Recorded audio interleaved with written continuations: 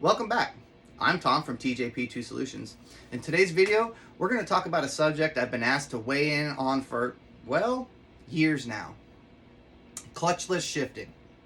That's right. In today's video, we're going to talk about clutchless shifting and the effects on the transmission internals. But right now, we're going to take a crash course lesson, if you will, in sequential shift transmissions and synchro mesh transmissions. Then we're going to take a closer look at the Yamaha YXZ 1000 transmission and how it operates, along with power flow through the transmission. Lastly, talk about the manual 3-pedal and SS shift events. So let's get into it. On the bench behind me, you'll find a few parts that make each transmission do their respective work. The parts on the left are synchro mesh. The parts on the right are sequential. Looking at these two sets of parts, they are very different from each other. In synchro mesh and sequential transmissions, all gears are mated together and spinning at the same time, with clutch in or out and or in neutral. The only time power is transmitted through it is when either the synchro mesh ring is over the end of the gear, locking it together, or in a sequential shift transmission, when the dogs and gates are placed in each other's path, aka stopping them from spinning freely. At that point, the gear that is splined to the shaft becomes the driving element inside the transmission, and the gear ratio changes.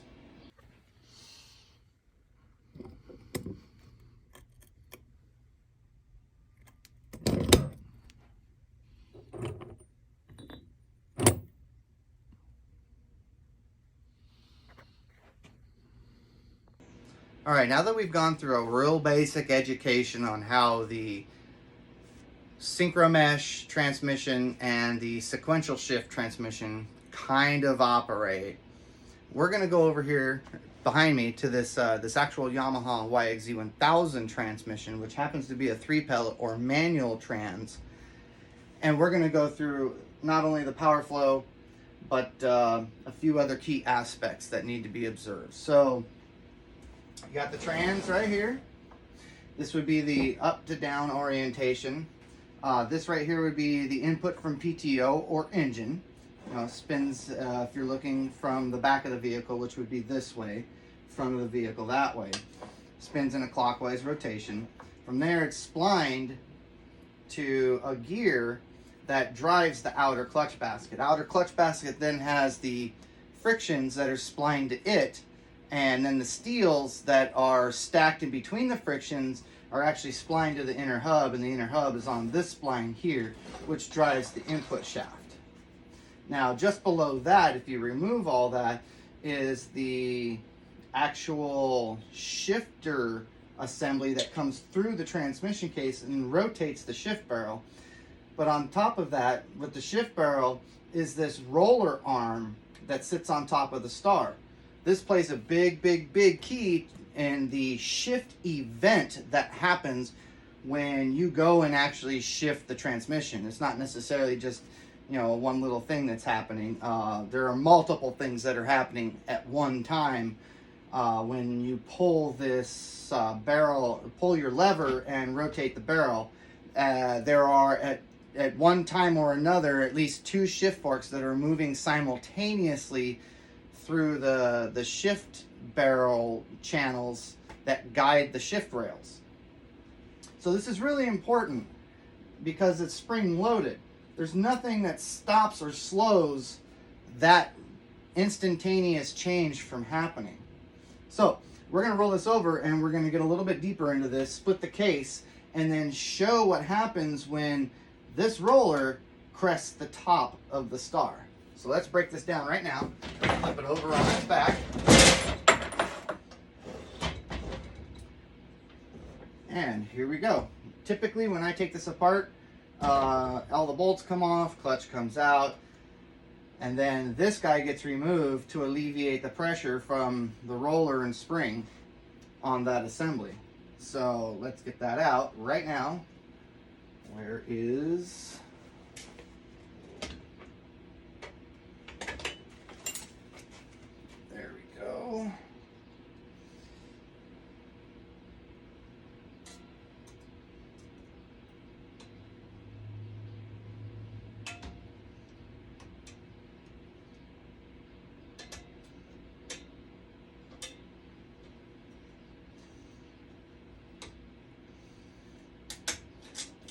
Spring's out.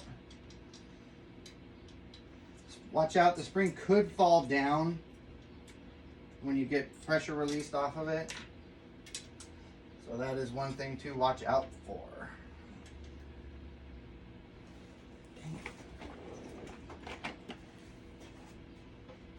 This will be tight, so usually 10 millimeter and the whole mess comes off in one assembly. I have it pre-disassembled typically for other quick disassemblies. Okay, so now that's out of the way. Make sure the shift barrel star is in the windows to pass through the case. And off we go.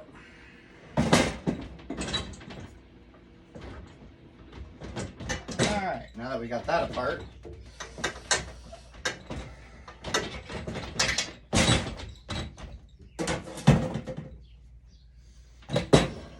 okay, here we are. Now typically when you get this dang thing apart, this washer will stick to the back side of this case. So watch out for that falling. If you want to remove it, which you do, 2 fingers, grab the washer behind and your thumb pulls out as one assembly. Set it aside. Now,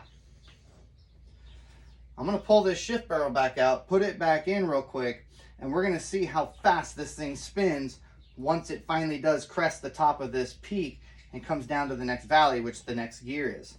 This is really important because if you're not relieving power from the gear stack and input shaft, that means that despite how much try you do to alleviate the power without just pushing the clutch, there is some sort of coast or acceleration side that is going to get hit by this whole situation. Because while this whole stack is in here spinning, every gear is spinning at its own perspective ratio. Now, the farther you go up in gear every time, the slower that next gear will be. But when you downshift, that input shaft has to speed up to get to the perspective ratio to engage cleanly, or it will start crashing. The gates and the dogs will start hitting each other and chipping. And a good example of that is this right here. This is a TubeWorks overdriven 5th gear, and you can see the drive side degradation that's happened because of an improperly adjusted recluse clutch. And that's right, I said an improperly adjusted recluse clutch was doing this damage and eating up the leading edges of the dogs and the gates of the gears. So this is just 5th gear set. Look how chewed that is. Look at the profile right here. That's pretty hammered. So every time they were shifting, even though they were pushing the clutch, there was power still being transmitted through the gear stack. So that's really bad. Okay, so now let's pull this out. We'll take the little shift forks out here, set them aside.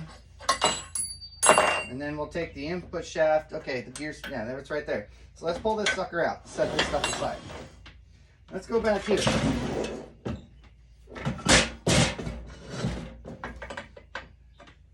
Stick this guy back in here.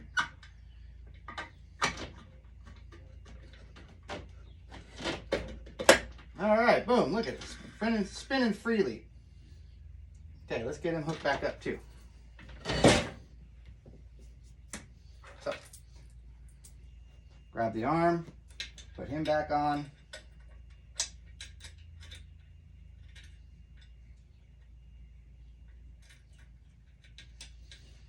Screwdriver.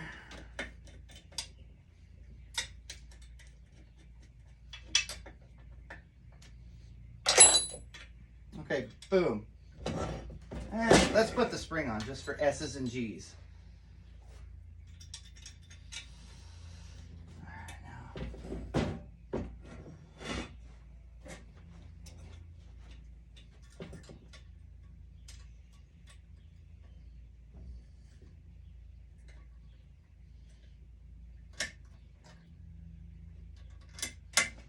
Okay. Springs on, arms in place. This is neutral. Boom, you click it into, say, I think this is first. So what happens when you pull and then, oh man, I didn't even touch that. Oh my goodness. Now it just popped into gear. you have no way of controlling the back side of the shift. Once you get it to crest the top, see, and that one didn't make it all the way. It just pushes right in. There's neutral. Now, there's nothing on here to dictate where the shift fork's going. I'm just showing that the fact that, you know, once you click it, it's going down no matter what you want and how you want to try it. So that means if the gates are in the way and the dogs are in the way, they're getting smacked on each other pretty hard. And if you have power or coast, you know, decel on it, they're getting chipped, just like I showed there.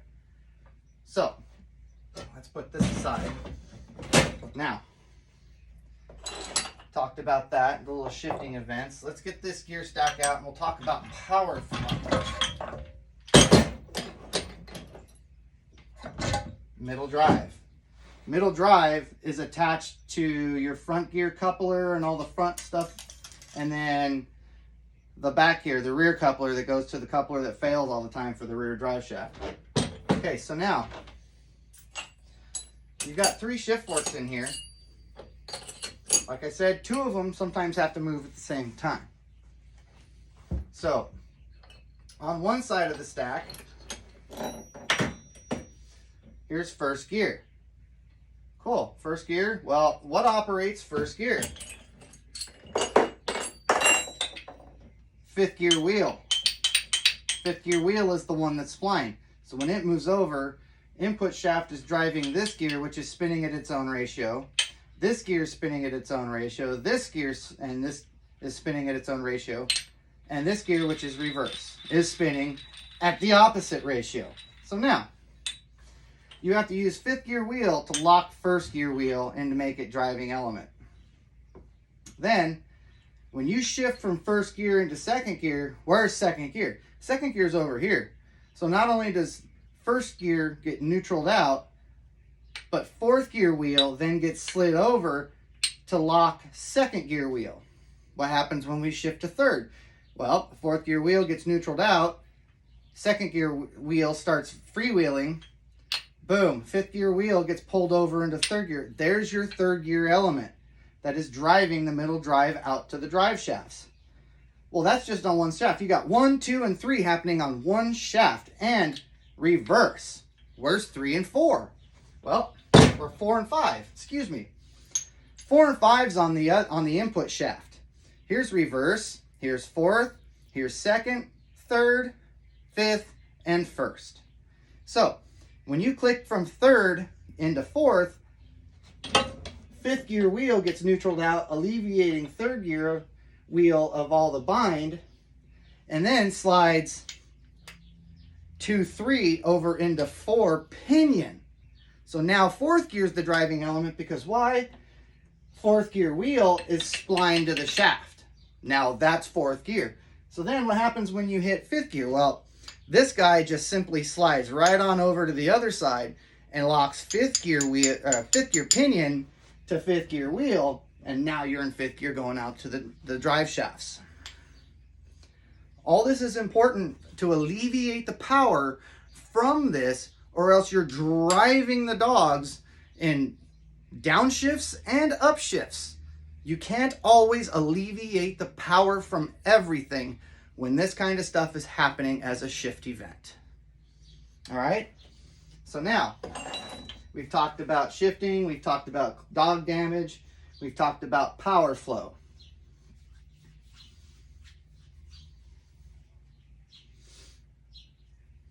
The last thing to talk about is the shift events. When you're in a 3-pedal, you're controlling it.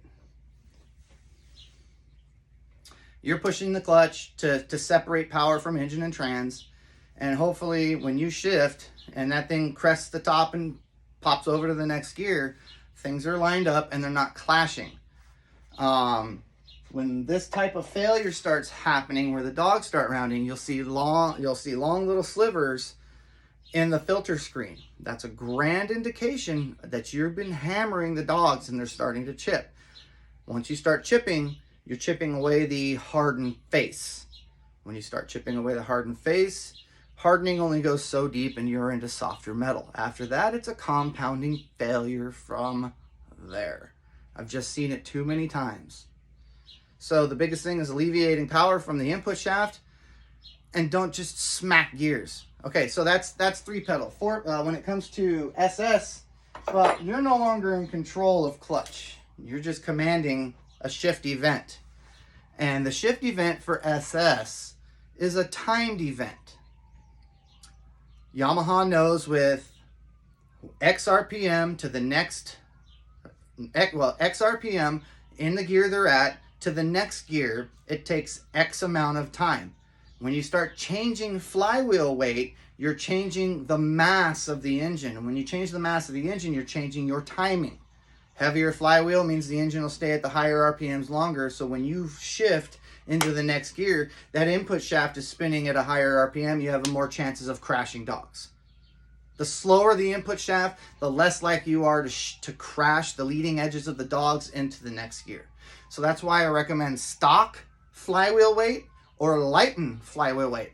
Reason being, when you have a flywheel with less weight, the inertia is less and the engine wants to decelerate faster. I'm okay with that. I've seen less damage with lightened flywheels than with heavier flywheels on SS application. So just remember, it's a timed event to and from, so it shifts accordingly. And the fact that it doesn't actually have an input sensor to watch input shaft RPM versus output shaft and engine, well, that just makes things a little bit more complicated for Yamaha. DLP, so far I know, has a good flash for 17 to 18 and even 19. 20, 21, 22, they're still working on. So stick with them, and I'm sure DLP will come up with something for the rest of the SS people coming out in later days. If you do gear reduct, TwoWorks is a great way to go with their GSC. That's a gear shift controller. It mimics factory pulses per second from the speed sensor, so it doesn't know there's any change. The operation is the same. It's the equivalent to getting a gear reduction with a flash, except the flash is happening real time. It is actively modifying the signals back to the MCU. So you can play with some things. You can tell it that it may be going a little bit slower as far as wheel speed and keep some of your steering assist up, because steering assist is directly mile per hour related. But anywho, after that, the shifting events are all timed with SS, like I stated before. 3-pedal or manual trans, it's all on you. So you bang gears and tear up the trans. If you shift nice and let the engine come down a little bit, that's going to help lessen the likely for crash, because the engine input to the next gear is going to be a lower RPM than the last gear. And vice versa, when you downshift, the input shaft again has to speed up to get to that synchronized rate to get involved. And the reason being is because you're going down a gear. It's a higher input shaft speed versus wheel speed. So anyways, after that, it's all about keeping the oils and whatnot happy. So, in closing, the YXZ transmission, very good, solid machine, solid piece of equipment. I've done quite a few things to make them last much longer. They just need the right owners to understand that removing power is going to make them last the longest. That's all the video there is for today. If you like what you see, hit the subscribe button. I guess click the dang bell, because that bell is important to notify you when new content comes out. But we love to have you. Thank you for watching. Have a great day.